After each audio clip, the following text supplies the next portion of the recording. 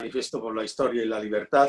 Es socio de honor de la asociación nuestra, de ACNIE, y ha hecho una serie de libros y de trabajos con su tesis doctoral, que ya fue sobre estudio histórico y edición crítica del memorial de Solís de Meraz en la Florida de Pedro Menéndez de Áviles, y luego pues ha escrito sobre la leyenda negra, Juan de Oñate, etcétera. Vamos, la verdad es que tiene una bibliografía bastante amplia. Los últimos libros son Españoles olvidados de Norteamérica, y recientemente ha hecho la cuarta edición de Don Blas de Lezo y la heroica defensa de Cartagena de Indias. Aparte que tiene diferentes distinciones y condecoraciones importantes en el ámbito civil y militar.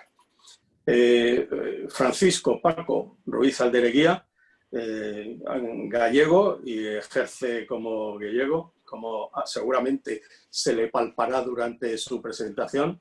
Y él mismo se define como marino por vocación y tradición, y luego pues por una serie de circunstancias familiares su trayectoria naval se vio cortada, pero la mar siempre ha estado presente en su vida y anduvo navegando en empresas de las que ha sido emprendedor, dedicadas a las nuevas tecnologías, la calidad y el medio ambiente, y hace unos 20 años, cumpliendo un viejo sueño de comprar una casa antigua en Galicia, la rehabilitó con sus propias manos y se fue a vivir allí en el mundo rural, en la Ribeira Sacra, un lugar impresionante. Supongo que muchos conoceréis la zona. En estas circunstancias le ha permitido cultivar sus vocaciones, como son la literatura, la historia y el arte, de manera que cuando le dejan sus ocupaciones rurales, pues se dedica a escribir y pintar, y recibe a amigos urbanitas. Creo que además la semana que viene recibe a la tripulación de la que él fue capitán en una de las etapas importantes de la expedición nuestra.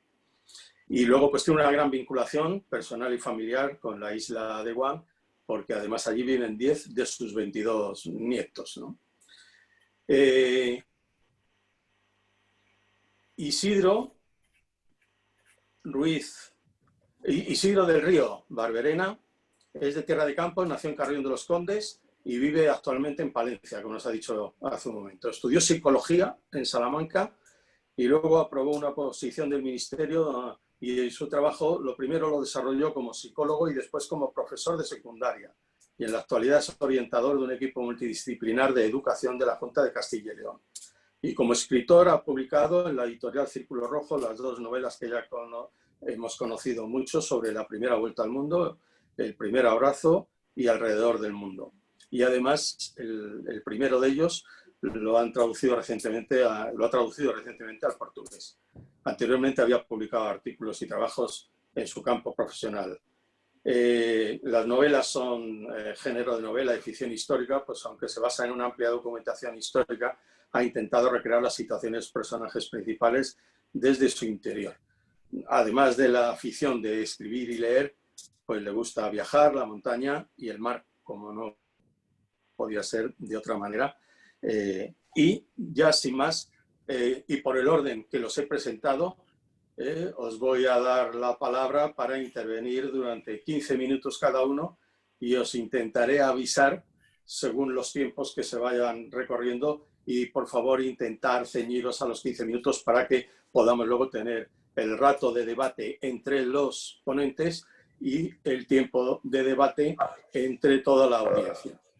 Así que, José Antonio, somos todos tuyos.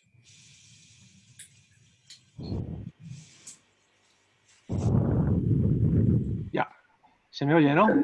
Sí, adelante, José Antonio. Muy buenas tardes. Un saludo a toda la concurrencia y como soldado de infantería saludo a mis almirantes y demás marinos de guerra. Es un placer poder estar aquí en este momento y mostrar sobre todo primero mi admiración por los que han sido parte de las tripulaciones y los que lo van a ser, y creo que son un auténtico ejemplo y van a quedar para la historia de este recuerdo tan importante al cual nos sentimos vinculados. Yo, en primer lugar, me gustaría decir que creo que nos enfrentamos ante una oportunidad y una responsabilidad. Es una oportunidad impresionante el poder sacar a la luz a todos nuestros españoles olvidados en este momento. Bueno, pues Magallanes, Elcano, esos más de 200 hombres que dieron la vuelta al mundo y de los cuales solamente pues 18 llegaron a buen puerto.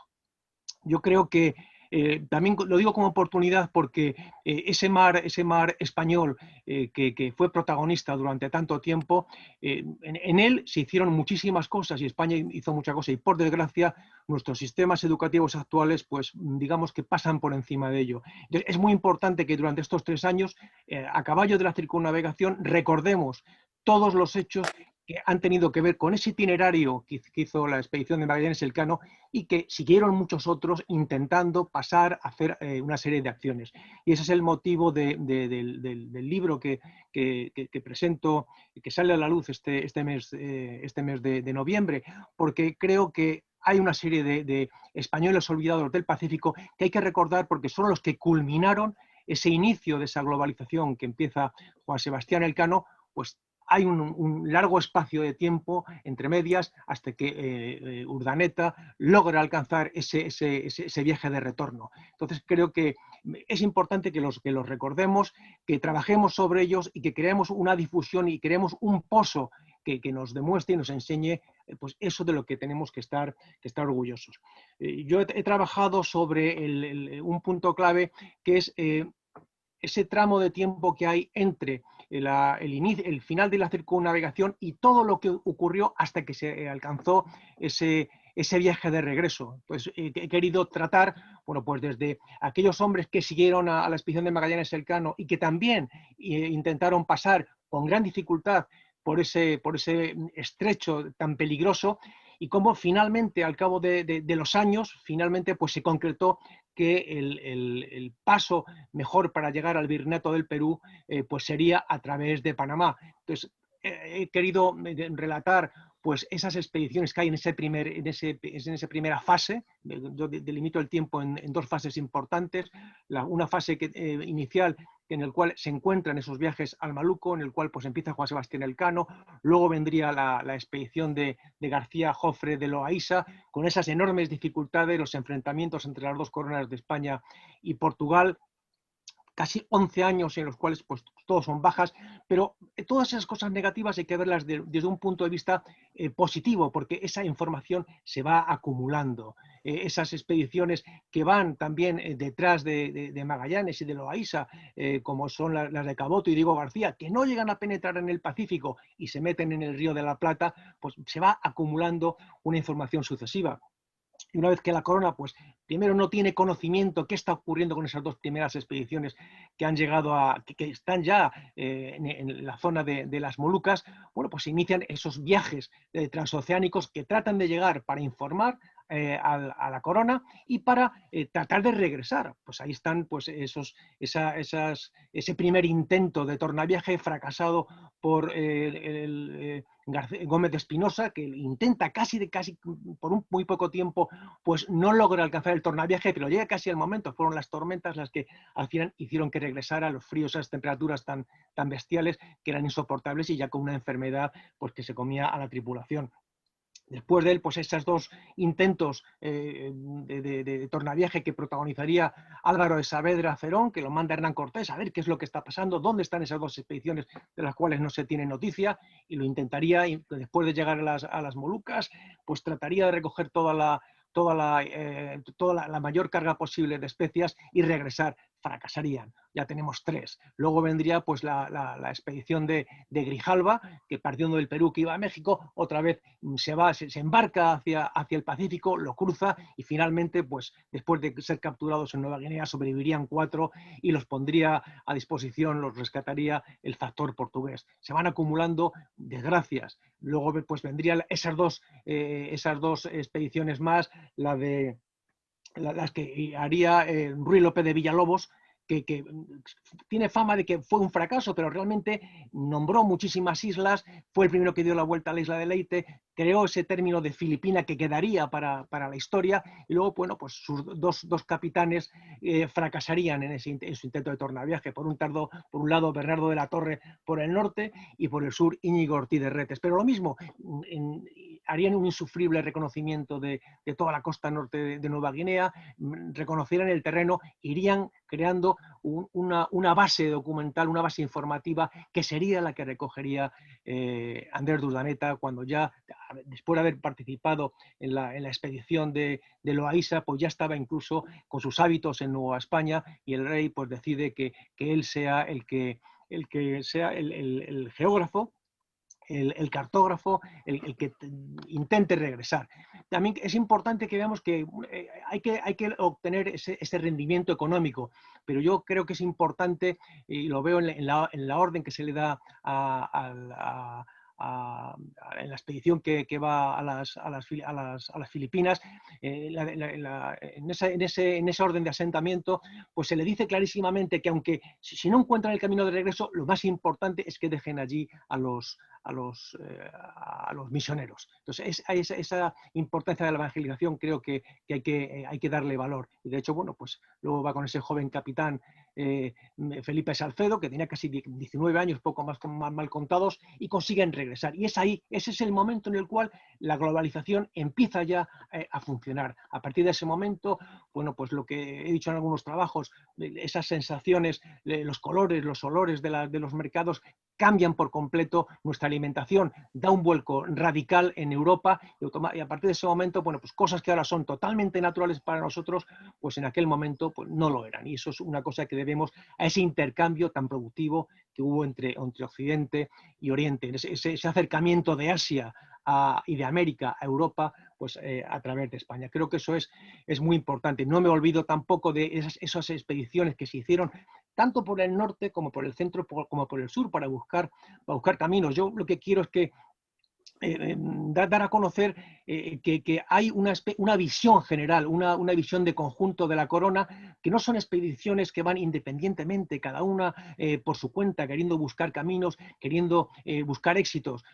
Muchas veces en los libros de expediciones se habla de uno, de otro, pero no se ve una unión, una urdimbre que genere pues, una orden superior, una visión. Yo que pretendo ofrecer pues, lo que hubo una visión de conjunto de la corona y que intentaron buscar caminos y soluciones. De hecho, pues no nos podemos olvidar del posible paso por el norte. En el planisferio de Schoner, pues se ve un hueco por arriba y ya Cortés era consciente de ello y cree que por allí puede encontrar un camino. Y de hecho, pues la nave que deserta, Esteban Gómez, pues le manda al emperador a buscar ese posible paso y no lo encuentra. Y cuando regresa Urdaneta a Nueva España, pues una cosa interesantísima que le ocurre es que cuando cruza, y ya tenía la idea de poder buscar incluso un camino más corto por el norte, y de hecho pues en Santiago en Cuba se entrevista con Pedro Menéndez de Avilés, que iba justamente a la Florida, y entonces hablan sobre ese tema, sobre ese un posible paso. Entonces se toma la decisión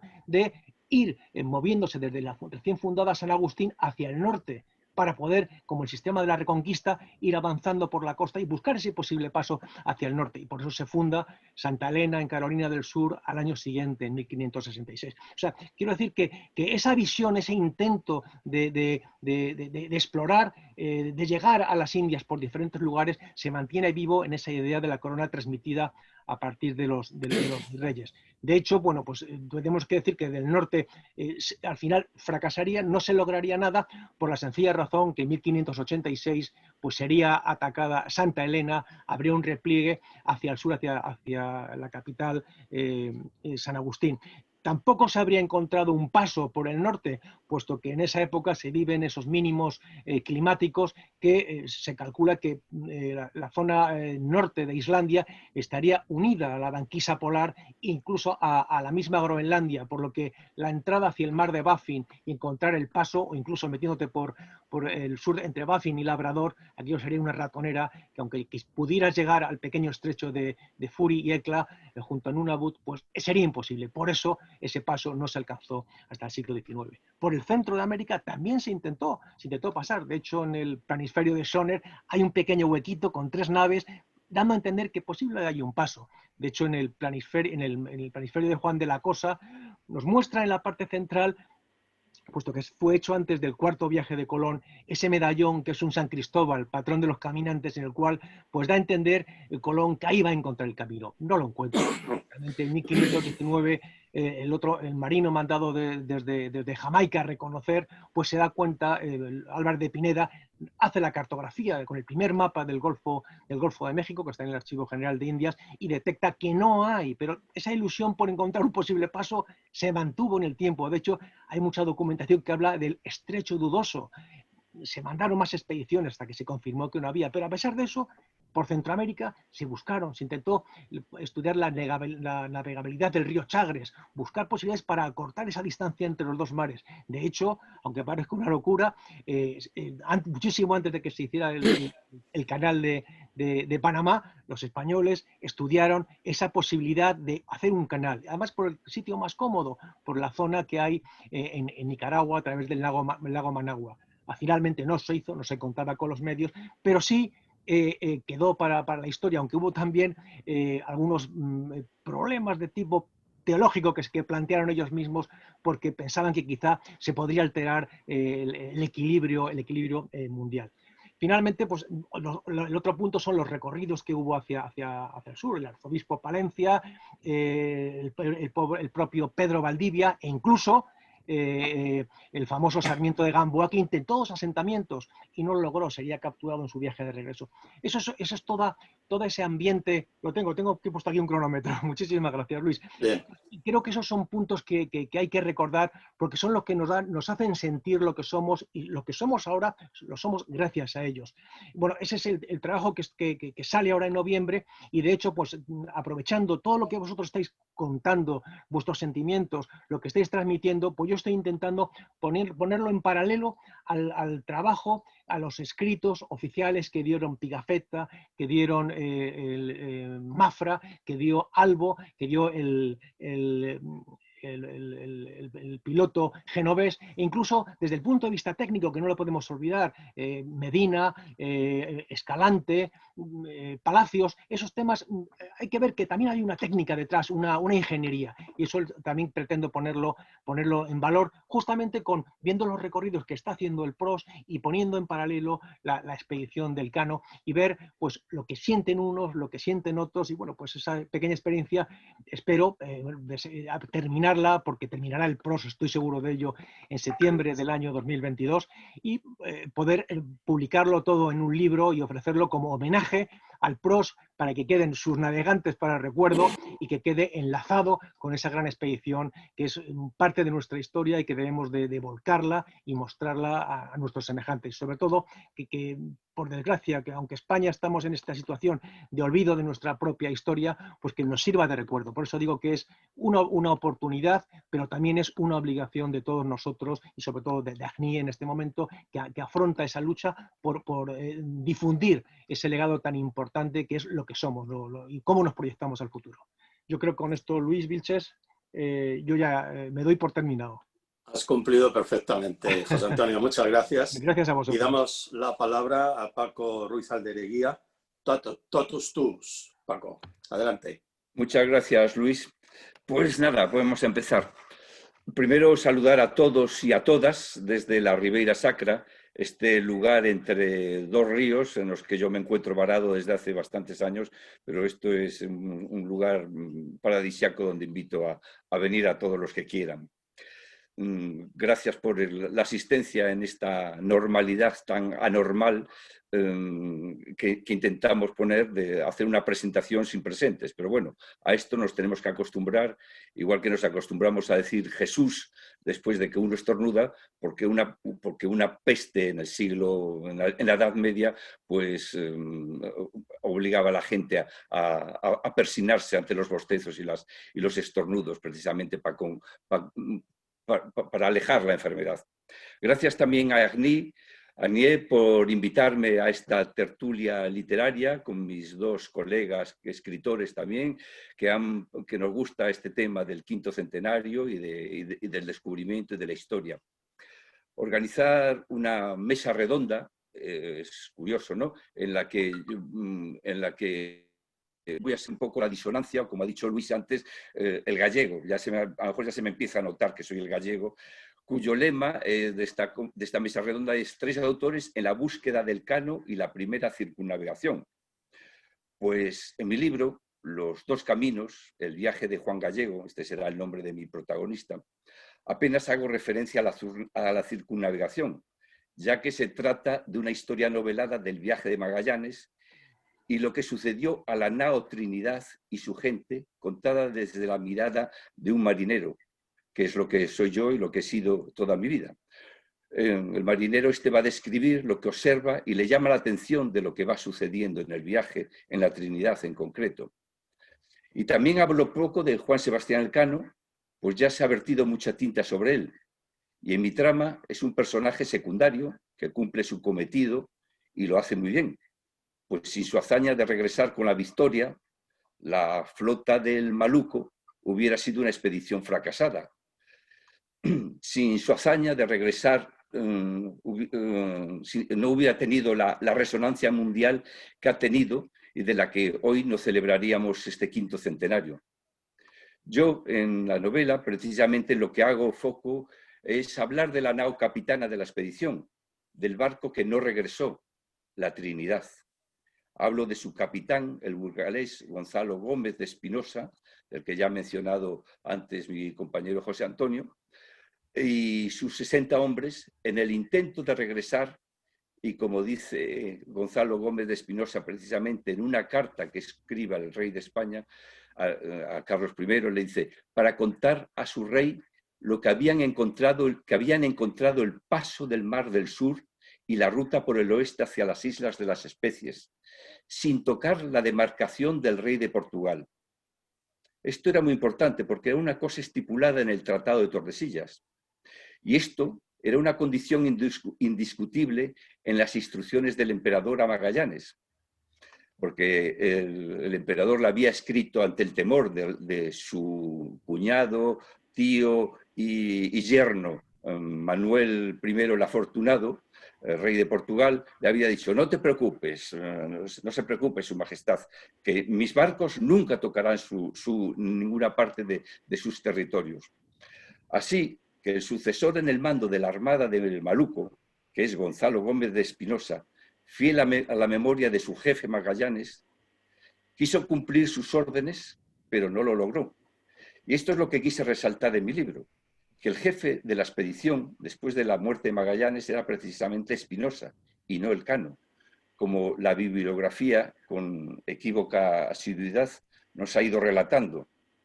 Yo lo que entiendo es que es bien por el deseo de resaltar su gesta, olvidando a los otros, o por borrar el nombre y la memoria de Magallanes, como lo quiso hacer el obispo Fonseca, que era el factotum de todos los asuntos de Indias, ya que Magallanes había ejecutado a los 3 capitanes españoles que había elegido él, y uno de ellos además era su sobrino, o quizás, según algunos historiadores, su hijo.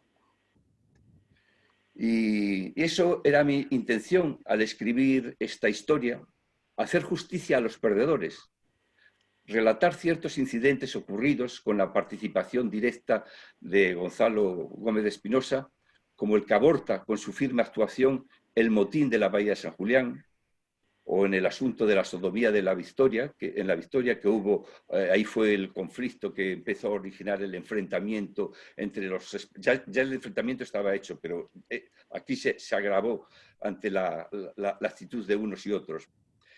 Y sobre todo para resaltar su olvidada gesta, que no fue menos impresionante que la del Elcano, motivo que me impulsó a titular la obra como Los dos caminos. Los dos caminos es lo que a todo individuo, a cualquiera de nosotros, hemos tenido que tomar una decisión importante en la vida y sin saber por qué, uno de los caminos que has escogido te puede llevar al éxito y la fama y el otro al fracaso y al olvido. Y este es el asunto de cuando las dos naves, la Trinidad y la Victoria, una partió hacia el este y otra hacia el oeste. Bien, es verdad que fueron las circunstancias meteorológicas y otras circunstancias que no va a dar tiempo a contar ahora, pero cada una partió a su lado. Uno consiguió el éxito y el otro tuvo como resultado de aquel intento de tornaviaje, que fue el que quiso hacer Espinosa, volver por el Pacífico, cumpliendo órdenes y apoyado por la situación meteorológica de los monzones que le empujaban a salir hacia el este, fue tener que regresar a la isla de Tidore. La isla de Tidore es una de las 5 islas de las especies, unas islitas pequeñas, de donde habían partido. Y como dice el mismo Spinoza, después de arar la mar durante 7 meses sin tomar puerto. Aquí quiero recordar que Magallanes, Elcano, tardó 9 meses, pero 1 y medio, casi 2, estuvo hasta que llegó a Timor, allí descansó, cogió víveres. Él realmente también estuvieron 7 meses cruzando el Pacífico, el Índico y subiendo. O sea que la expedición de Magallanes, hay algún historiador que dice, y después de un corto tiempo regresó a puerto. No, fueron 7 meses arando la mar, 7 meses del Pacífico, que hay que estar en el Pacífico para saber cuándo salta un temporal. El año pasado, por estas fechas, estuve en Guam, me cogió un tifón, en tierra, claro, menos mal, que pasaban vientos de 250 kilómetros por hora. Gómez de Espinosa tuvo que retornar con el barco destrozado y con solo 18 hombres enfermos de los 60 con los que había iniciado la navegación. Es decir, había perdido casi 42 hombres en ese tiempo. Elcano perdió 15 de enfermedad y 2 desertores en la isla de Timor, precisamente donde se pararon a descansar. A partir de ese momento que vuelven a la isla de Tidore, empiezan a sufrir cautiverio, humillaciones y malos tratos de los portugueses. El capitán de Brito, que es el gobernador de Ternate, la isla gemela de Tidore, les quiere cortar la cabeza. No se atreve, porque en ese momento el rey de Portugal se acaba de casar con la hermana del emperador, con la princesa Leonor, y no, a lo mejor la cosa no estaba muy clara y le costaba un disgusto. Los cogió y los mandó a Malaca y a la India, a Conchín. De toda esta experiencia, Gómez de Espinosa, en esa carta que escribe al emperador, dice: nos trataron peor que a los cautivos en la Berbería. Eso lo escribe en la carta en la cárcel de Cochín en la costa de la India. Solo 6 de aquellos 18 hombres eran 21 realmente, porque había 5 los habían dejado en la isla. Solo 6 de aquellos hombres regresaron a España. Fue 5 años más tarde que lo hiciera la Victoria.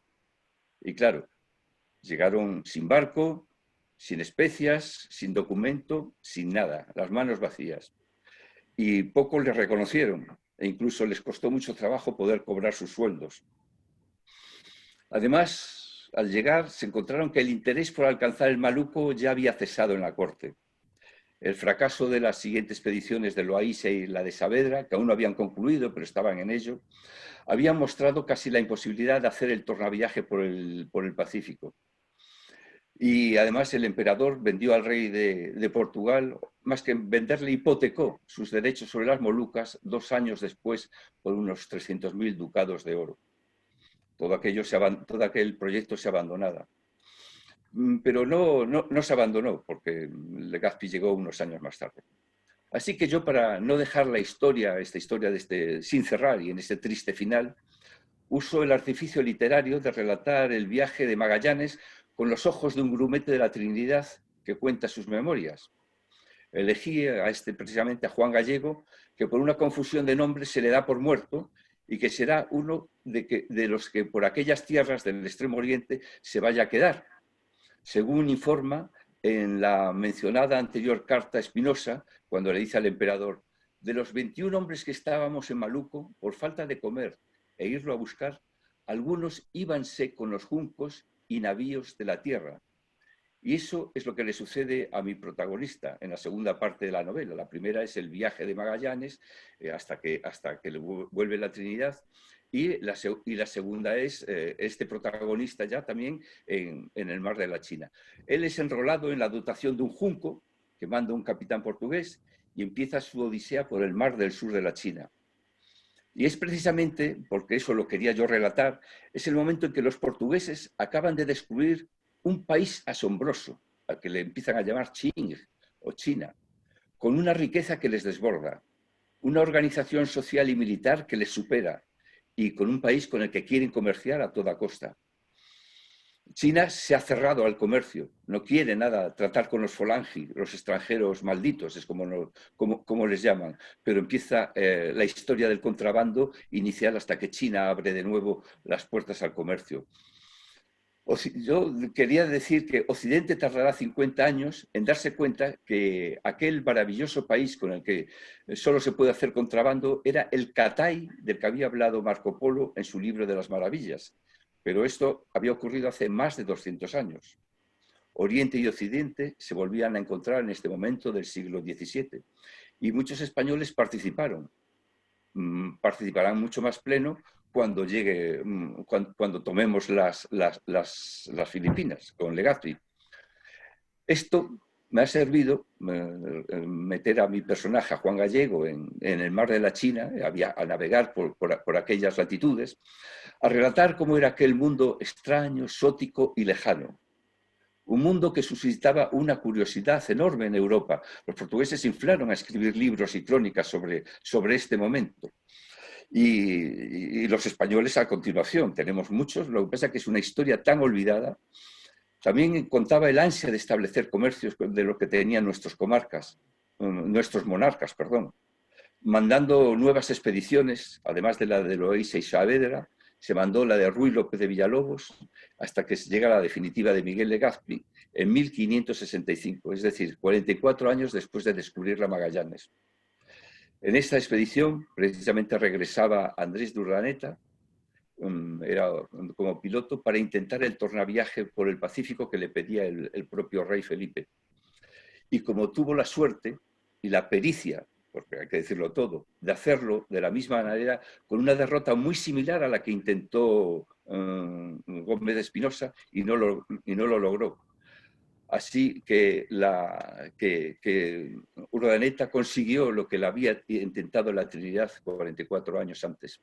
Pues todo esto es lo que he relatado en el libro y es en forma de novela y bueno, pues ahí está. Esto es lo que quería relatar en este momento. Creo, Luis, que con esto pues después hacemos preguntas.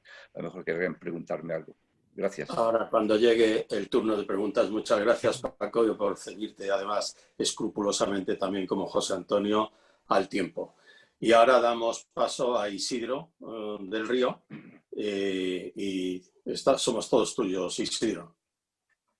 Buenas tardes a todos y todas.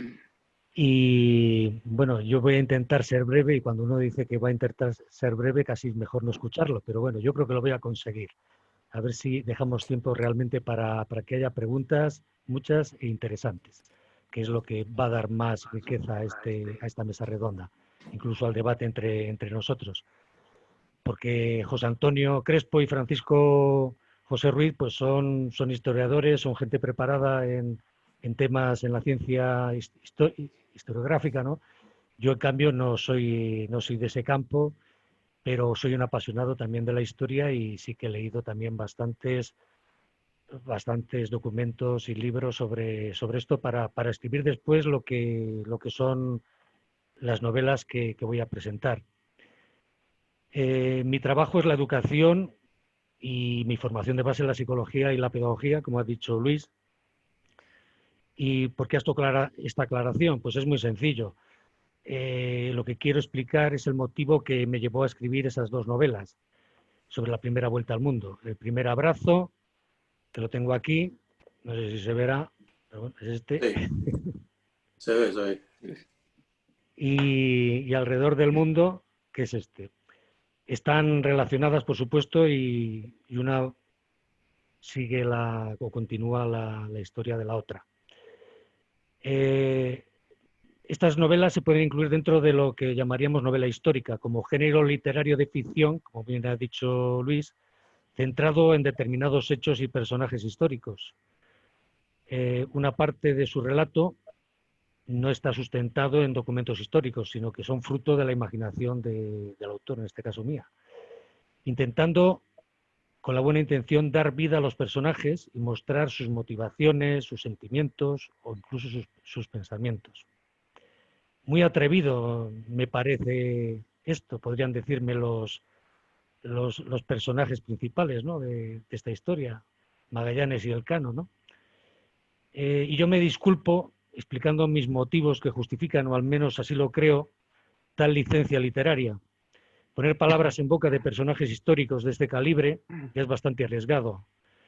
Cuanto más manifestar sus emociones y pensamientos. ¿Y cuáles son esos motivos que justifican tal atrevimiento? Me podrían preguntar. Pues mi intención no es ofender a nadie ni empequeñecer el mérito de aquella hazaña, sino todo lo contrario. A través de las novelas quiero dar a conocer de una manera atractiva, de una manera entretenida y a la vez instructiva la aventura más importante de la edad moderna. Vamos, yo cada día estoy más convencido de ello. Llegar a la Luna, pues bueno, fue una concatenación de avances tecnológicos que lo permitió. Algunos dudan de que se llegó o no llegó a la Luna, pero bueno, eso es otra historia. Pero lo que no cabe duda es que la vuelta al mundo fue una realidad y con la mínima o una básica preparación técnica. Entonces quiero resaltar esa aventura que para mí, ya lo digo, es la más importante, no solo de la edad moderna, sino tal vez de la humanidad. Y después explicaré por qué.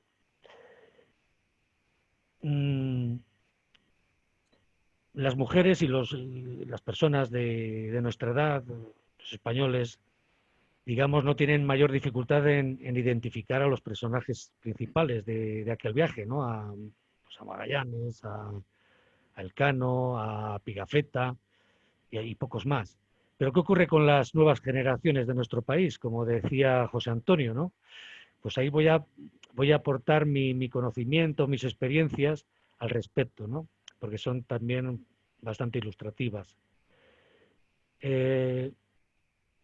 Alguna anécdota que me ha ocurrido pues preguntando a niños y a jóvenes sobre temas históricos y geográficos. Pues, ¿quién fue Colón? Preguntó una muchacha. Una cantante, creo. ¿Cuál es la capital de España? Pregunta otro. Valladolid. La capital actual, claro. Y a lo mejor este sabe demasiado, ¿no? Y Valladolid fue en tiempos precisamente de Elcano la capital de España, digo, a lo mejor sabe demasiado. Y no, me rectifica y me dice, ¿Barcelona puede ser? Entonces, Y de estas muchas más podría contar, ¿no? No son todos los estudiantes los que tienen este nivel de conocimiento cultural. Tampoco quiero diabolizar a la educación ni a los jóvenes españoles, porque la mayoría no son así, por supuesto. Quizás que yo por mi trabajo encima trato con los que tienen mayores dificultades y encuentro ese tipo de anécdotas, ¿no? Pero sí algunos, y yo diría incluso sí bastantes. ¿Qué ocurriría si preguntásemos por el barco que dio la primera vuelta al mundo y su nacionalidad, ya sin dar más detalles? Pues seguro que ya ahí vamos incrementando el número de desconocidos o de desconocimientos sobre el tema. ¿Y quiénes fueron los primeros hombres que lo consiguieron en dar la vuelta al mundo? Pues nos ocurriría algo parecido. Yo me he llegado a encontrar respuestas como que fue Willy Fogg o Julio Verne. Julio Verne, vaya, estaba un poco más caliente, pero los Willy Fogg, que son dibujos animados de hace unos años, pues imaginaos. Son respuestas de algunos ellos y son verídicas, ¿eh? La misma o peor contestación podríamos obtener si preguntamos a cualquier extranjero, vamos, a cualquier otra nacionalidad que no sea la española, y en concreto, si ponemos el ejemplo de Portugal, pues en el mejor de los casos nos contestarían que fue Magallanes quien dio la primera vuelta al mundo. Están convencidos muchos de ellos, ¿eh?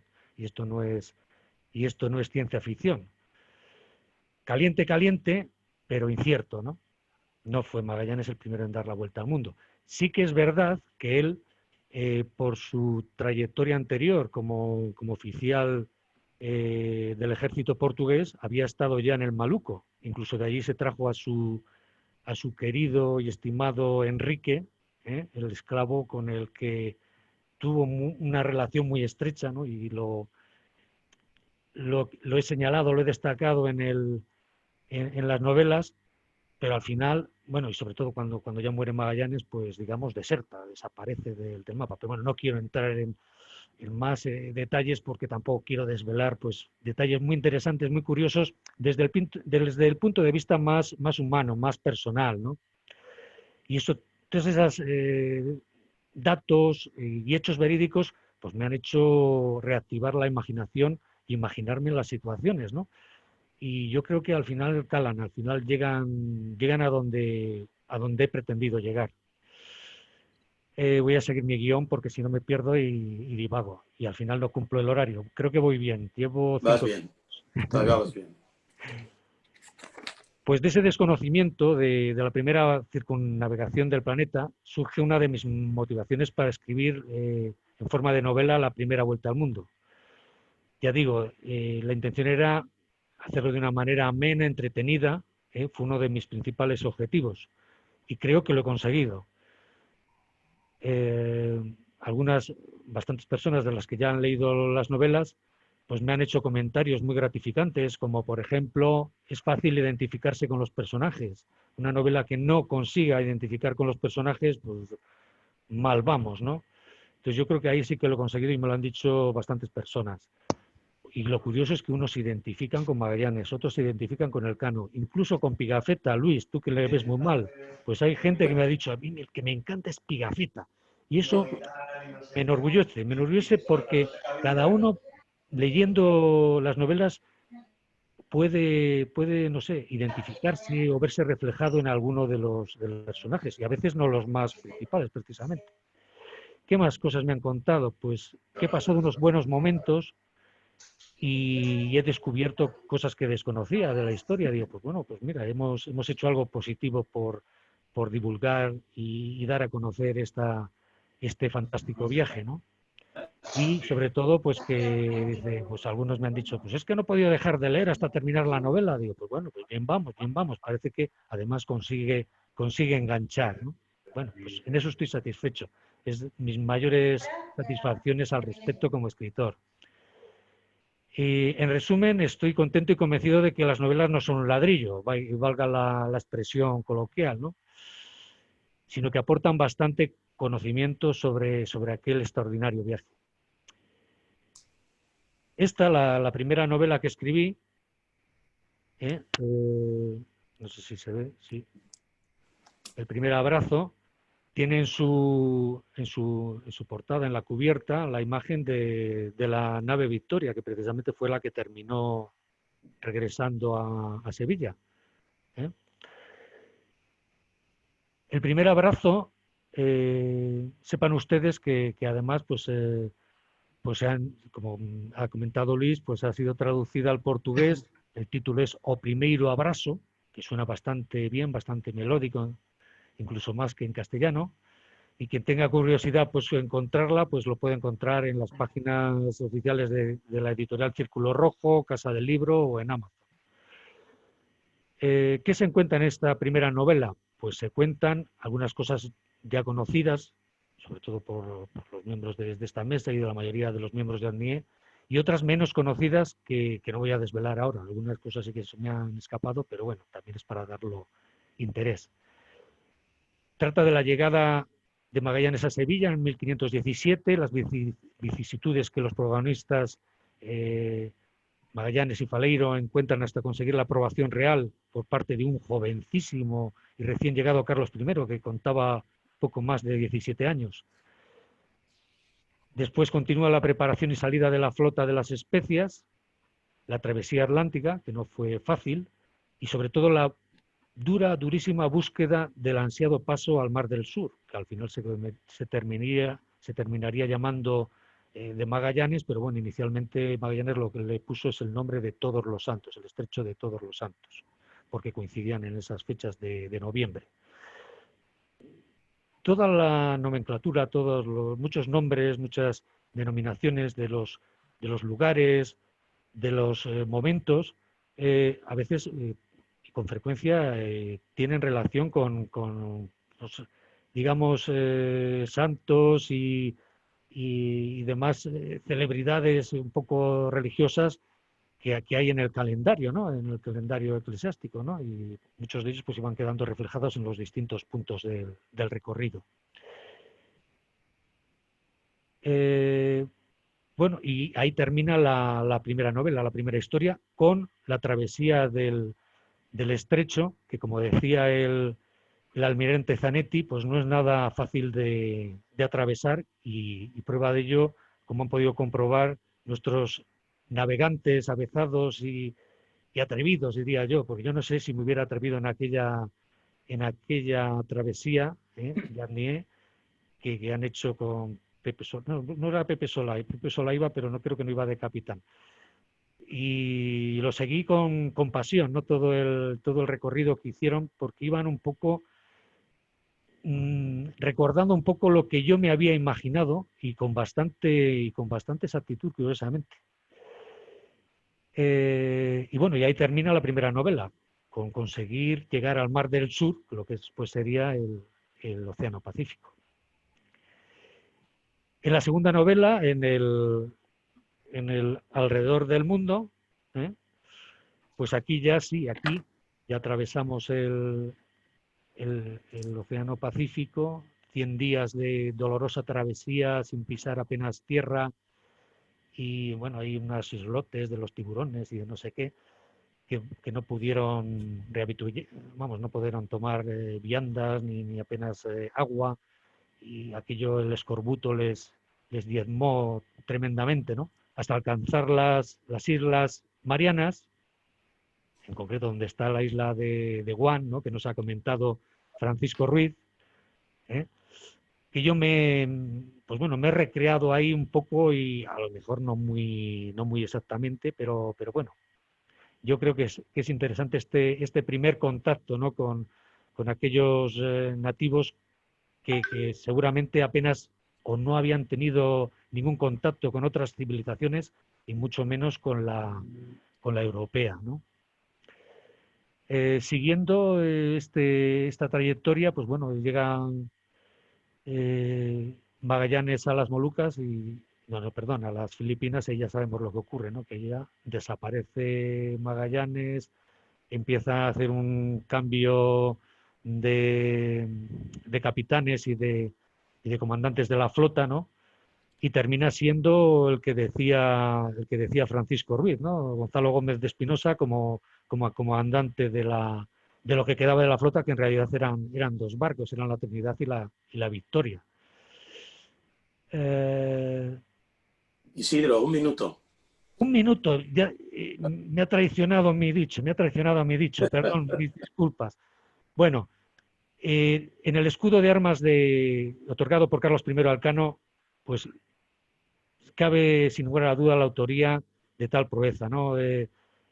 Pone primas circundadisti me, que es el primero en rodearme. Entonces no hay ningún lugar a duda sobre la autoría de esta primera circunnavegación. Y bueno, voy a pasar al final. Pues muchas gracias, Agnié, por haber organizado esta mesa redonda, y por realizar el viaje del velero Prost tras la estela del Cano. Y también a los asistentes a la reunión que nos están siguiendo, que espero que nos formulen muchas e interesantes preguntas. Hasta luego. Sí, Isidro, y también por ceñirte al tiempo, porque la verdad es que los ponentes habéis He tenido que sido comer muy disciplinados. parte del guión, pero no importa. Nada, está muy bien. Bueno, pues han ido llegando una serie de preguntas, pero queríamos dejar ahora unos minutos para que entre los 3 ponentes os pudieseis hacer preguntas libres sobre cada uno sobre los otros 2. O sea que damos ahora unos minutos para daros la oportunidad de preguntaros entre vosotros. ¿Quién quiere abrir el...?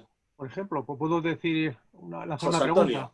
Me gustaría saber Sí. de cada uno de ellos algo que yo siempre me he formulado.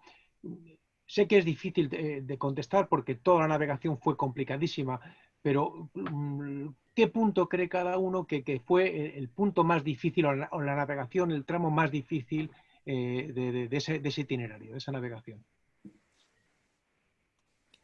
Para mí, yo creo que Paco. fueron la duración del tiempo del viaje, del cruzar el Pacífico. Porque la costa, cuando salen de Sevilla, toda la costa de Brasil, iban muchos portugueses que habían vivido allí, incluso como João Carvalho, que ha vivido en Brasil, en Río de Janeiro, tiene allí un hijo, el último Joanico, que lo reembarcan con 9 años o 8 años que tiene, lo reembarcan y se van lo embarcan y sigue con él el viaje. Después, bueno, tienen temporales por la costa de Santa Catalina, que yo tuve un temporal allí precisamente cuando iba navegando hacia el Mar de Plata. Es una costa donde el viento pega duro, y después los que siguieron el viaje mío con el PROS vieron que aquella costa no es de broma. Pero lo curioso es que Magallanes tuvo muy buen tiempo, y la estancia en el estrecho de Magallanes, que lo haya tardado 30 y tantos días en cruzar el estrecho, que además hizo volver a la Victoria hasta la Bocana a ver si encontraba a la San Antonio. Volvió, o sea que estuvieron allí dándole vueltas, pescaron todo lo que pudieron. Eso es asombroso que no cogieran los temporales como el que cogió el PROS, que tuvieron que fondear en barbas de gato, y después el tiempo que tardaron en elevar el ancla, que Pepe Solá se acordará del trabajo que les costó subir los 2 anclotes. Pues después, cuando se meten en el Pacífico, que le llaman el Pacífico, curiosamente, nadie entiende, porque no cogieron ningún temporal, pero sin embargo llevaban vientos de poniente, los alisios, iban empujándolos, una navegación preciosa y estupenda. Pero ahí a Magallanes le entra una duda terrible. ¿Dónde estoy metido? Me he pasado, llega un momento que es lo que piensa. Yo creo que ese fue el momento más difícil y más desconcertante, porque todos los demás, Magallanes los tuvo siempre en la mano, mientras Magallanes vivió. Siempre, hasta los capitanes sublevados, lo tenía siempre en la mano. Él sabía cómo iba a reaccionar, porque era un gran profesional, era el gran líder. Para mí, Magallanes, la expedición triunfa puede ser posible gracias a Magallanes, a su sentido organizador y su sentido de la disciplina y del deber, cómo tiene que llevar las cosas. Pero ahí se desconcierta, y por eso hay un momento que hace la subida, que va navegando, hacia las islas de las Especies, que sabe que están en latitud casi 0 grados, o sea, en el Ecuador, y sin embargo se sube a 14 grados, por eso a 14 grados norte, cruza el Atlántico, la línea del Ecuador de nuevo, con los riesgos que eso trae, ¿no? ¿Y por qué? Porque le entra terror de que se han pasado, porque no se puede creer que haya un mar tan grande, que sea tan gran el error que llevan los navegantes, que llevan el hombre en su conocimiento de la Tierra, que hayan reducido la Tierra casi a 1/3, porque él se esperaba que la navegación del Pacífico sería pues como lo de Colón, a atravesar el Atlántico. Y no, fueron 3 meses y medio sin ver tierra, son unos islotes, hasta que llegan a Guam, el 5 de marzo de 1521. Yo creo que ese fue el momento más difícil, porque Magallanes intentaría no transmitir ese temor, pero los pilotos se daban cuenta de que aquello era algo muy raro. Y bueno, y es donde sufren casi todas las víctimas por el escorbuto, que es la primera vez. Ya los portugueses habían tenido algún caso de escorbuto, pero en esta ocasión las víctimas por escorbuto ascienden de momento a 19, más los que siguieron muriéndose, o sea, después por las consecuencias de la enfermedad. No sabían que había una peste, que era como le llamaban, pero no sabían, el escorbuto aún no se conocía. Ningún hombre hasta entonces había estado tanto tiempo navegando fuera de costa, por la mar, sin poder tomar alimentos frescos, y el escorbuto pues empieza a dar los primeros síntomas al mes de no tomar alimentos frescos. Eso yo creo que para mí fue el momento más difícil de la expedición. Yo, Isidro. tengo mis varios momentos, no solo uno de momentos clave de aquella expedición.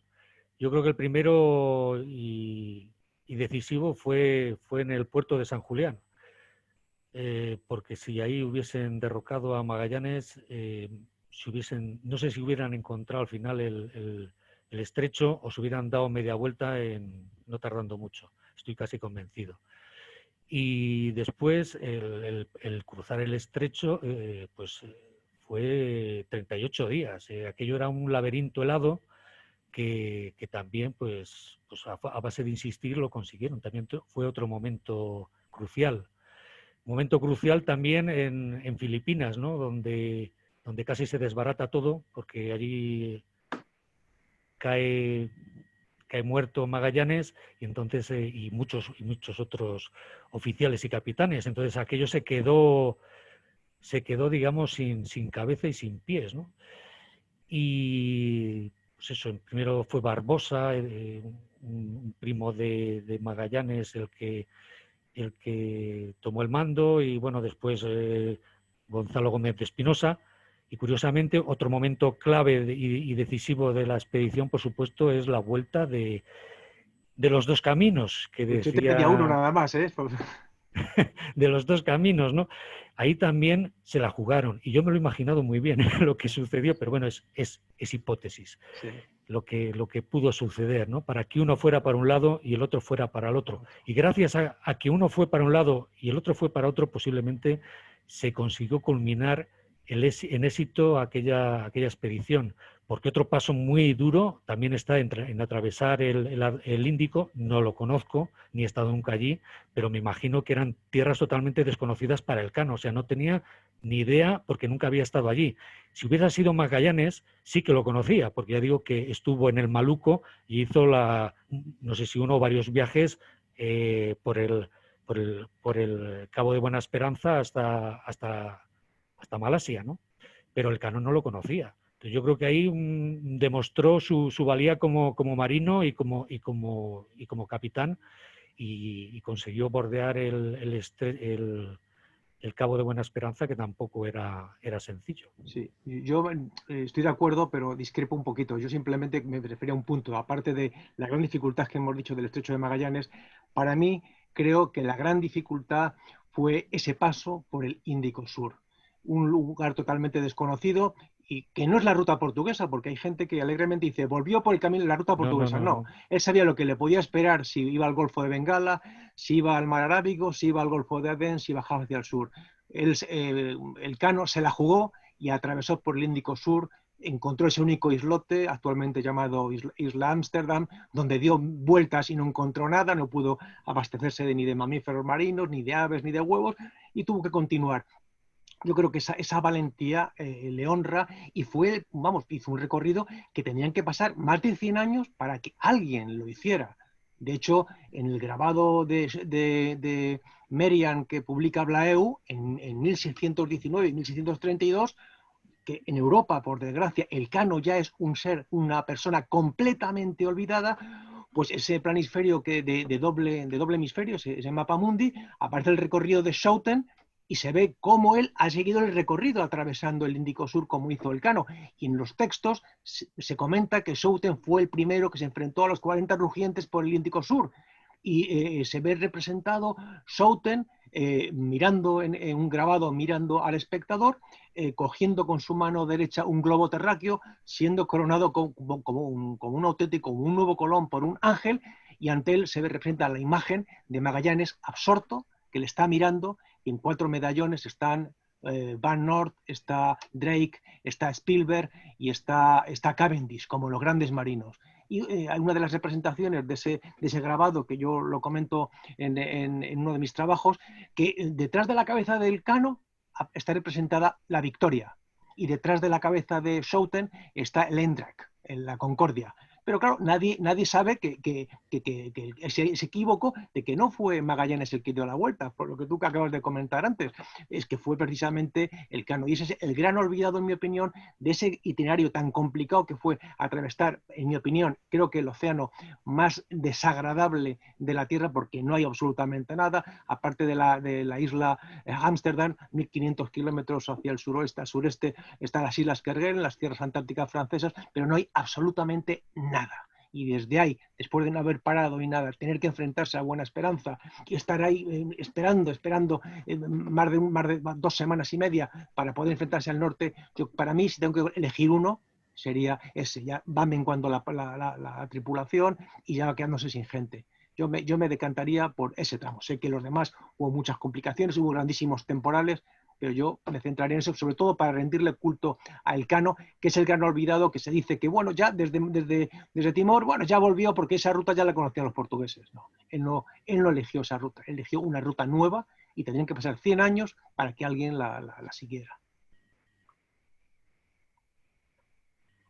Bueno, al A propósito de lo que dices del Cano, el gran olvidado, bueno, le pasó a Magallanes cuando regresa, cuando empieza, bueno, cuando llega el Cano, pues a Sevilla, Magallanes ha sido borrado de la memoria y su familia encarcelada, perseguida, sus admiradores como Pigafetta se tiene que ir de España porque dice que allí ya no le gusta todo lo que está pasando, porque Magallanes pues no cae bien. Magallanes ha estado oculto y es precisamente Martín Fernández Navarrete el que descubre bastante su memoria, porque hasta entonces solo había sido el Cano. Después hay otros momentos en la historia que suben unos, bajan otros. El anterior aniversario, el cuarto centenario, fue realmente dedicado al Cano. En este, por lo menos, a Magallanes, que yo creo que es el gran iniciador de la expedición y el gran alma de la expedición, los demás lo que hicieron fue continuar su obra porque había que volver, nada más. O sea, no les quedaba más remedio que hacerlo. Lo hicieron bien, o lo pudieron volver, los que pudieron, claro. Pero se fue dedicado el cuarto centenario prácticamente a Juan Sebastián Elcano y toda su figura. Ahora este año me da la sensación de que hemos recuperado la figura de Magallanes gracias a, bueno, pues ahí está Stefan Zweig, que escribe, precisamente porque Stefan Zweig lee y su libro de base es el diario de Pigafetta. Porque es que hay que entender que realmente el diario de Pigafetta en España no se traduce hasta 1860. No se conoce, no se edita, quiero decir, no solo se traduce, sino no se edita. Y en una edición un poco así especial, porque es en 1888 cuando un chileno, José Toribio Medina, es el que reedita y ya tiene un poco más de divulgación. Y la siguiente edición es bueno, hay una en 1900 y pico, pero la más seria, donde todos empezamos a leer Pigafetta, por lo menos los de mi generación, es precisamente aquí, en este librito de Leoncio Cabrero, de Historia 16. Y es un librito de lo más sencillo, de esos de los que acompañaban con los periódicos, que yo lo tengo, y aquí es el trabajo de Pigafetta. O sea que realmente la memoria histórica a veces se nos va, se nos viene. Nos pasó lo mismo con la Guerra de Independencia. Hay momentos que los franceses eran buenos y momentos que son menos buenos y después que son malos y son regulares. Todo depende de cómo los guerrilleros fueron buenos o los reyes eran los malos. La historia va dando cambios.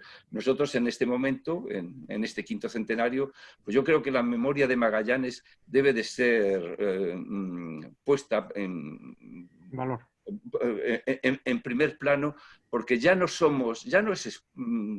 el emperador Carlos I tenía una gran visión de una cristiandad unida, de una Europa bajo la ley del imperio, pero no imperialismo, sino de lo que sería un gran imperio cristiano.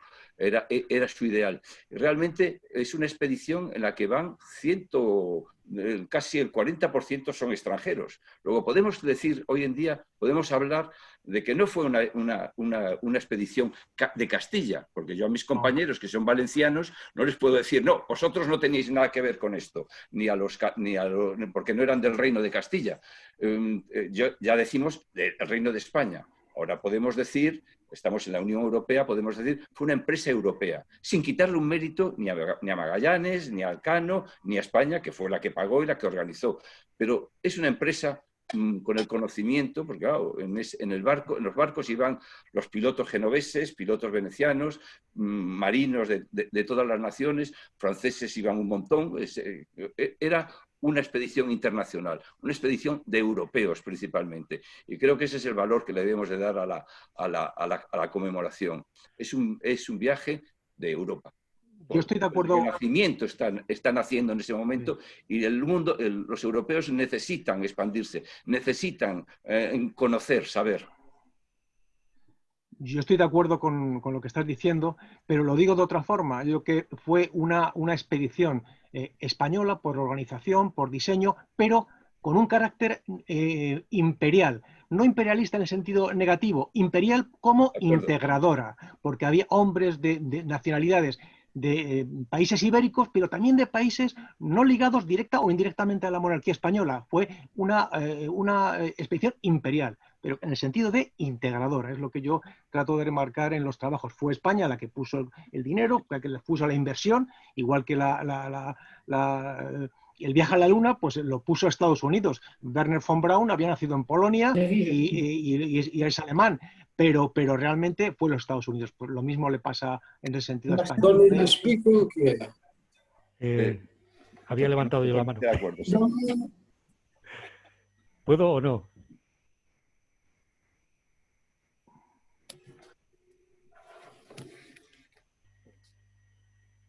Sí, Isidro, adelante. Yo recalcar un poco las dos posturas. No cabe duda de que fue una misión, una aventura hispana totalmente. Hispania era como se denominaba a la península ibérica, a los romanos. Entonces, cuando hablamos de Hispania, ya no cabe ninguna duda. Fue una misión totalmente hispánica y española, por supuesto, porque era el mayor número de marinos. El dinero también, los barcos también. O sea, es como decir que los que fueron a la Luna eran rusos o chinos los primeros que fueron a la Luna, no, el mérito se lo lleva a Estados Unidos, que fue el que lo alcanzó. Pues yo creo que en esto también no debemos ser tan humildes, porque hay que reconocer lo que hay que reconocer, y fue España la que impulsó los reinos que todavía se estaba componiendo España, pero bueno, bajo la hispanidad, pues es lo que se consiguió aquella hazaña, y si no, no se hubiera conseguido. Y en cuanto a Magallanes, curiosamente, en Portugal se le está dando mucho renombre y en concreto en Sabrosa, si os animáis a entrar en la página web de Sabrosa, que es el pueblo donde nació Magallanes, pues han recibido muchísimas ayudas, tienen un museo y están haciendo muchas actividades en relación con la primera vuelta al mundo, sin ser especialmente suya. Sin ser absolutamente suya, diría yo. Hubo personas, porque Manuel I, como todos sabemos, intentó abortarla mandando navíos a Santa María, a la entrada del Río de la Plata, a Buena Esperanza y a Tellez de Meneses al Índico. Y de hecho, cuando escribe su carta, nada más desembarcar, dice: quisimos tomar la vuelta de España, no refiriéndose a Portugal, sino a España, porque me quitaron 13 hombres en Cabo Verde. Y si hubiera sido por Portugal, estaba claro que no hubiesen llegado. No hubiéramos hecho, vamos. Por ese sentido que es española, es imperial por vocación, por organización, pero sin quitar mérito, que es integradora. Para mí es lo más importante. Sí. Es la integración de personas de múltiple origen. Bueno, yo, perdón, no quisiera que se saliera con la idea de que se... No, para nada. Yo creo que lo que quería decir que ahora yo, como miembro de ciudadano de la Unión Europea, sí, me gusta decir, claro, ampliar, sin quitarle el mérito a los americanos en sus descubrimientos en la Luna, sí, ni a los españoles. O sea, eso creo que a lo mejor lo que quería decir, que tenía lo suficiente internacionalidad, sí, para poderla considerar que era una idea del mundo europeo, claro, en aquel momento. Bueno, si os parece, vamos a dar paso ya a las preguntas que han ido surgiendo de la audiencia. Hemos tenido una audiencia sostenida de unas 80 personas, es decir, que yo creo que ya podemos considerar que ha sido un éxito. Y ligando con el comentario que ha hecho Paco y todo este tema que ha surgido con el tema del reconocimiento de Magallanes, pero precisamente Pigafetta y Stefan Zweig, pues cita por parte de algunos miembros de la audiencia que ignoraron a Elcano, sí, y de alguna manera a los españoles. ¿Qué opináis? Yo, en ese sentido, yo creo que hay un doble juicio sobre Pigafetta.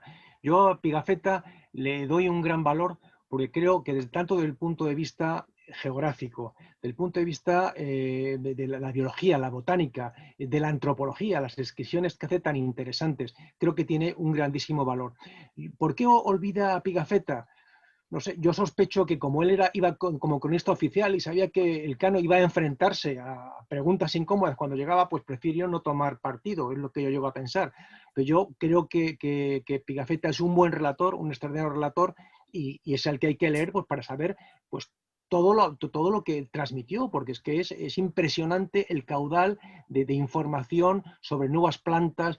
Vemos cómo se admira de esos animales, de esos, dice que hay árboles con vida, que tienen unas hojas que toman vida y son esos bichos palo, que los descubre, en fin, y sobre todo también pues, nos habla del sistema de castas que descubre en Indonesia, heredado de la India. Yo creo que es un caudal tan grande de información que tenemos que ponerlo en su propio valor. Tiene cosas curiosísimas que también hace sucesión al mito, pero bueno, que es interesantísimo.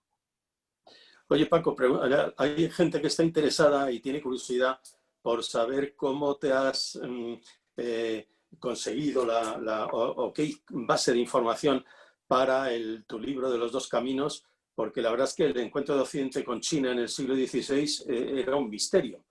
¿Qué nos puedes contar? Bueno, los portugueses escribieron muchas crónicas. El primer embajador que manda el rey de Portugal a China, Tomás Pires, tiene una crónica, se llama Suma Índica, Suma Oriental, o sí, algo así. Los frailes que iban también relatan. Tenemos todos los historiadores y cronistas portugueses, están todos en internet, se pueden encontrar perfectamente. La Universidad Pompeu Fabra en Cataluña tiene una cátedra precisamente de todos estos estudios asiáticos y que tiene muchísimos documentos editados. Ahí es una fuente bibliográfica magnífica. Y después tenemos un personaje español que se estaba preparando una embajada a la China, no pudo ser, pero él se había preparado, se había leído todo lo que me he leído yo ahora, pero él se había leído y había hecho un libro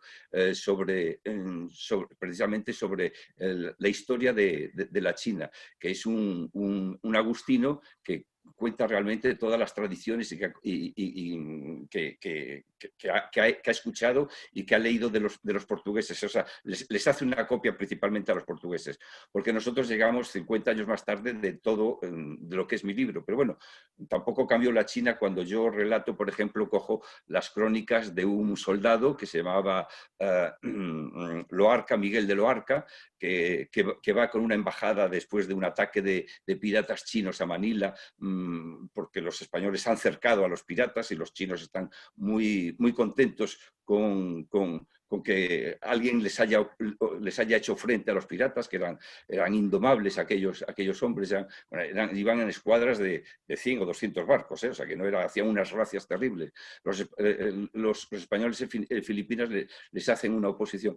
Bueno, pues todas esas historias del contrabando, cómo China se cierra al comercio porque le entra el terror, China es autosuficiente, y cómo se cierra y cómo los portugueses siguen insistiendo y vendiendo armas, porque las armas europeas llaman poderosamente la atención en Oriente, a pesar de que sean los chinos los inventores de la pólvora, del cañón y de todas esas cosas, pero el mosquete que llevaban los nuestros en el siglo XVI, hay que decirlo todo, no tenían nada que ver con las armas que tenían ellos. Pues todo eso fue lo que me fue inspirando, leyendo de todo ese. Después, bueno, pues yo de la China para mí es un lugar apasionante y que su historia siempre me ha atraído mucho y me ha gustado conocer la China. Bueno, para ellos nosotros somos los forangi, que son los extranjeros indeseables, siempre hemos sido. Y China se cierra siempre cuando alguien le intenta molestar. China no es imperialista. Muchas gracias. Bueno, nos quedan unos minutos porque queremos reservar unos minutos al final para que Pepe Solá nos hable de los planes futuros que tenemos en ACNIE. Isidro, hay gente que se pregunta que por qué el título del primer abrazo para tu primera novela, y de alguna manera con esta relación más colateral que la que tenían Paco y José Antonio, ¿qué ha supuesto para ti la publicación de estas dos novelas y la traducción de una de ellas?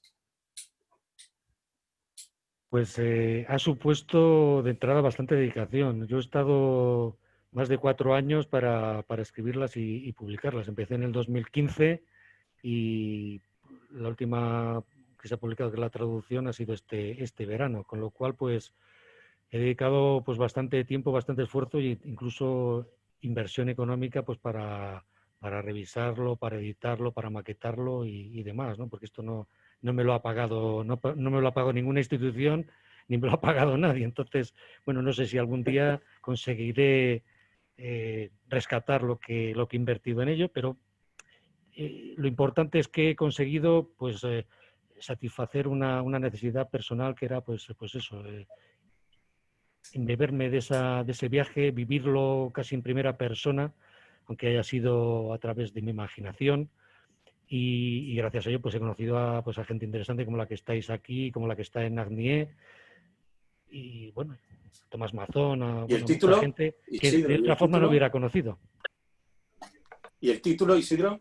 El título, pues yo creo que es puro marketing, porque puro marketing pero con significado, es decir, busqué un título corto, breve, que impactara, y el primer abrazo pues se refería pues eso, al inicio de abrazar el globo, ¿no? De abrazar pues la tierra esta en la que vivimos, y darlo pues el punto pues eso, más emocional, más afectivo, ¿no? Que tiene un abrazo, de cual ahora pues no podemos prodigarnos entre nosotros y sabemos lo importante que es. Muy bien. Preguntan también que cómo en aquellos tiempos se situaban en latitud y en longitud. ¿Quién queréis contestar? Paco o José Antonio, quizá que habéis navegado más. Yo creo que el marino es el que nos tiene que no Paco. meterme donde no me llaman.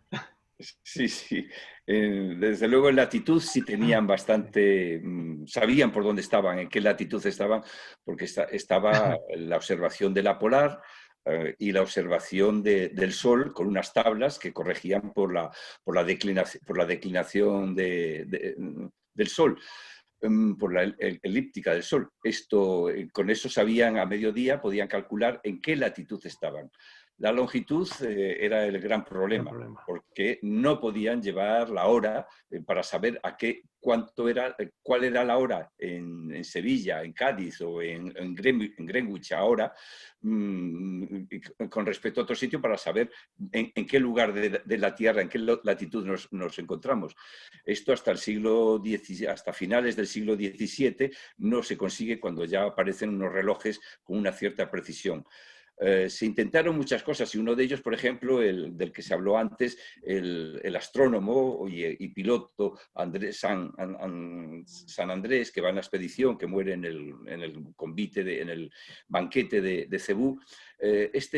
Tenía una idea de calcular en qué momento, en qué hora podían estar respecto a Sevilla, o por ejemplo, respecto a otro meridiano, porque sabía que tal día iba a haber una coincidencia de tal astro con tal otro, una coincidencia en la meridiana. Entonces hacía la prueba, dice, si en Sevilla esto fue a las 3, si aquí me pasa a las 4 de la tarde, pues quiere decir que estoy a tantas millas del otro sitio. Pero todo eso no le dio muy buen resultado. Además, creo que los pilotos, por algún comentario que vi en algún sitio, se reían un poco todos los demás de estos inventos que querían hacer. Era siguiendo también a Ruy Faleiro, que también tenía esa teoría. O sea, ya había esa teoría de encontrarlo por las coincidencias astronómicas.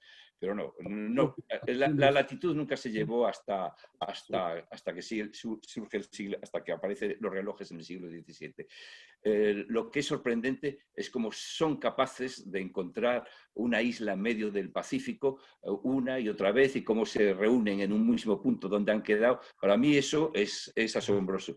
Yo he sido oficial de derrota en muchos barcos, y cuando estábamos un día navegando fuera de costa y al día siguiente íbamos a ver el faro de Trafalgar, por ejemplo, pues a pesar de llevar radar, llevar la situación, una buena corredera que te dé la velocidad del barco y todas esas condiciones, a pesar de todo, el oficial de derrota siempre le entra la inquietud si no estará llegando a otro sitio. Entonces ya te levantas antes para que el comandante, cuando se venga, te diga, sí, allí está, ya lo veo, por si acaso. O sea, y aquellos hombres que no llevaban, porque la corredera, ellos aún no llevaban corredera, esa de barquillo, que es arrojar una caja. Lo más que hacían era tiraban un corcho por un sitio y a ver cuánto recorría el corcho en ese tiempo. Pero no era más que nada, era una estimación visual la velocidad que iban llevando. Iban rellenando unos gráficos con los que sabían qué rumbo y qué velocidad llevaban en cada momento. Y con eso calculaban dónde estaban. Por eso, cuando llegan al Pacífico, están totalmente perdidos, porque no les coincide a los pilotos de las tres embarcaciones, de las tres naos, no les coincide la situación. Y Magallanes se da por perdido allí y dice, ¿dónde estoy? Entonces decide subir al norte para por lo menos encontrarse con el Cabo Comorán, que es el sur de la India. Dice, por lo menos chocaré con la India, porque no se podía creer que había un océano tan grande.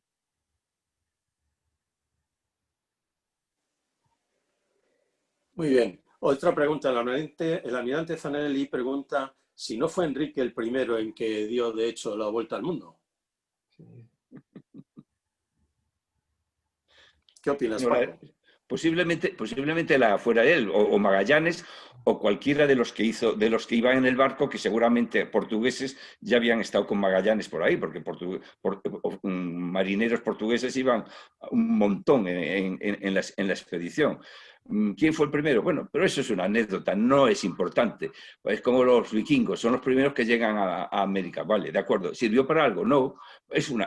No pasa de lo anecdótico. Lo importante es haber dado la vuelta al mundo y haberlo llegado a comunicar. Yo creo que eso es lo importante. No es importante que había una tribu en no sé dónde que eran capaces que sabían cómo combatir la viruela. No, lo importante fue cuando se descubre que la viruela es lo que es y sirve para la humanidad. El viaje es lo que sirvió. ¿Que Magallanes o el esclavo Enrique fuera el primero? Bueno, pues nada, muy bien, enhorabuena, pero nada más. Lo hizo además en 2 etapas, no lo hizo en el mismo viaje. Muy bien. Bueno, pues vamos a intentar un par de preguntas más para cumplir escrupulosamente lo de terminar a las 8, que era la hora que nos habíamos previsto, y dejar unos minutos para Pepe Solá. Pero hay una pregunta curiosa, y es de que, habiendo conocido Magallanes cómo navegaban los barcos chinos y de aquella zona con la navegación armada con velas para ir de ceñida, ¿cómo es que no montaron o armaron ellos algo parecido?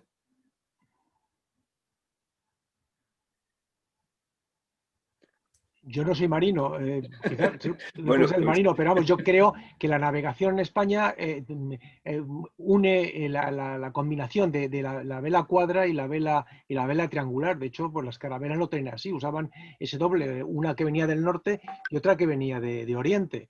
Bien, yo creo que sí, que la vela triangular sí se empleaba, pero no como la empleaban los nativos en el Pacífico. Quizás nuestro compañero marino pueda dar una explicación mucho más técnica. Bueno, no creo. No es fácil cambiarle la arboladura a todo un barco, está preparado, concebido para una cosa. En aquel tiempo los barcos no eran cosa de ingeniería, era cosa de artesanos. Un artesano construía un barco, le salía bien, no se hundía, no volcaba, pues ese modelo era el que prosperaba. Todos los experimentos con gaseosa, era lo que se decía. O sea que y además Magallanes, pues realmente los barcos que estuvieron, ellos entre Filipinas, eran embarcaciones que había ligeras, los praos que vemos ahora, eso. Sí, tenían una vela latina, pero eran muy rápidos, pero no era una vela manejable para un barco como aquellos, era otra cosa.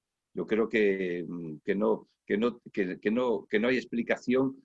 Es como decir, ¿por qué no hacemos todos los barcos que vayan con turbinas de gas? Pues no, cada barco se ha construido y diseñado para lo que está. No se puede cambiar así porque así. Eso. Colón, de hecho, cuando sale de Sevilla y llega a Las Palmas, como sabe que va a navegar siempre con el viento en popa, a una de las carabelas le cambia el aparejo. Pero está allí en Hierro, seguramente quería ver a su amiga, la gobernadora de Hierro. Entonces estuvo haciendo tiempo. Pero bueno, eso es otra cosa. Bueno, una última pregunta para no pasarnos de tiempo. También deciros que algunas preguntas que han quedado sin responder, yo como moderador me comprometo a enviársela a los ponentes y sus respuestas las circularé a los que las habéis hecho y os habéis quedado sin que quedase respondida. Pero una última pregunta que parece interesante es si hay cosas todavía que podremos descubrir sobre la circunnavegación y sobre Elcano y Magallanes y pueden quedar fuentes todavía por descubrirse.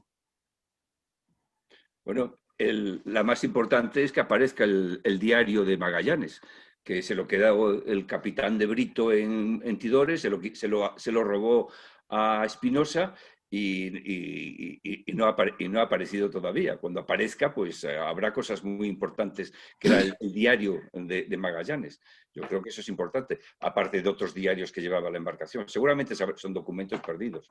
Yo nunca he desconfiado cuando me dicen, como ahora hace poco, que apareció un documento de Martín de Ayamonte, esto que los desertores en Timor de la Victoria. Pues digo, hombre, pues a ver si investigando en ese archivo aparecen otras cosas. Pero bueno, son documentos que a lo mejor por su importancia se perdieron. En España no interesaba para nada conocer nada de Magallanes. Posiblemente alguien lo destruyera como se destruyó el primer documento de Pigafetta, el diario original. Muy bien. Bueno, pues vamos a terminar con una manifestación que nos hace el almirante Zanelli, es destacar que esta expedición constituye el verdadero descubrimiento de Chile por el mar y por el sur. Y bueno, pues con esto agradeceros a los ponentes, porque yo creo que ha sido un debate realmente también animado e interesante, y damos paso a Pepe para que nos cuente nuestros planes y hacer el cierre de la mesa redonda. Pepe, te han dado el micro. Bueno, pues, vale. Gracias, adelante. Luis. Bueno, yo hoy no tenía previsto participar aquí, Luis. Bien, pero ya aprovecho para agradecer a los ponentes su brillante exposición y felicitarles por ello. Y a todos los asistentes, yo he visto que hemos llegado a tener un pico de 85 asistentes, que creo que debemos de considerarlo un éxito para una mesa redonda tan atípica como esta. La verdad es que nos hubiese gustado que todos nos hubiésemos podido reunir en un auditorio adecuado y que pues ahora, después de terminar, pues nos tomásemos el típico vino español al que seguro que Agnie nos invitaba. Pero bueno, por las circunstancias no ha podido ser. Intentaremos que las próximas, que como sabéis tenemos ya algunas programadas, así lo sean.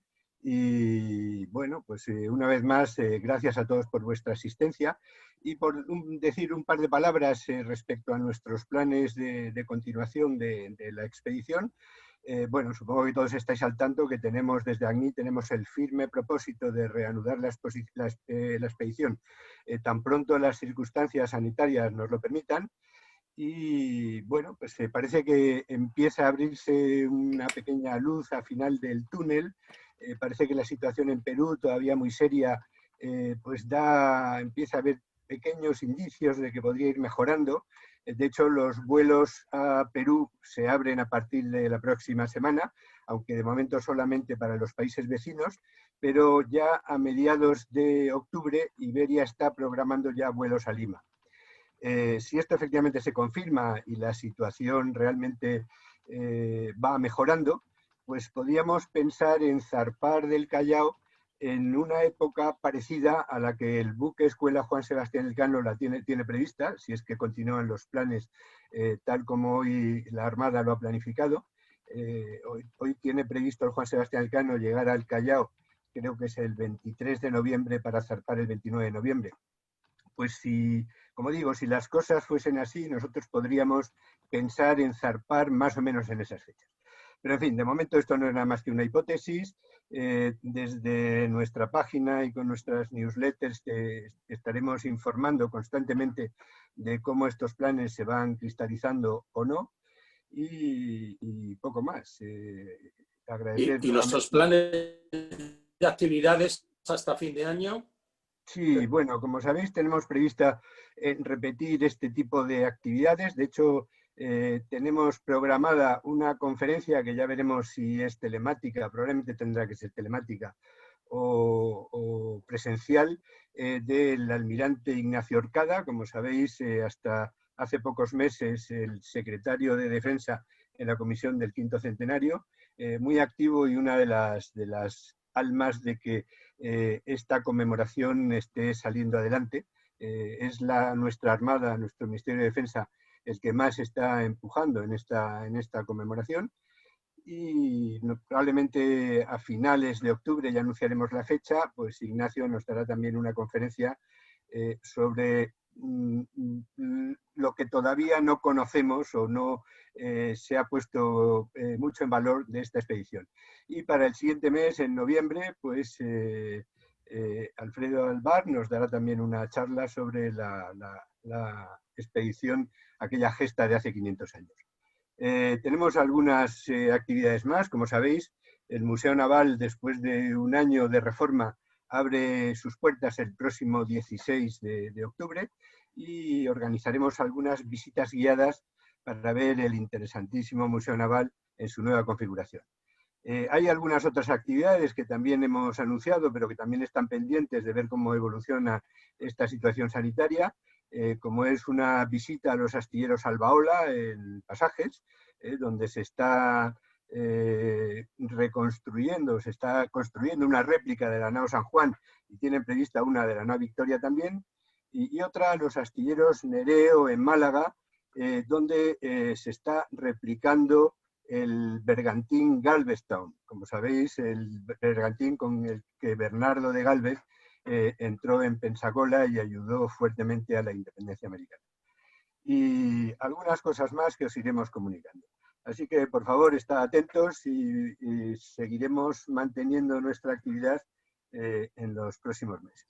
Repito, muchas gracias a todos por vuestra asistencia y espero que nos sigamos viendo en mejores circunstancias que esta. Un gran abrazo. Muy bien. José Antonio, Paco Un gran y abrazo. Isidro, muchas Gracias a gracias todos. por Hasta vuestra la colaboración, próxima. que ha sido muy interesante. Adiós. Un abrazo, Un abrazo Gracias a a todos. ti, Luis. aunque no sea el primero. Un abrazo fuerte.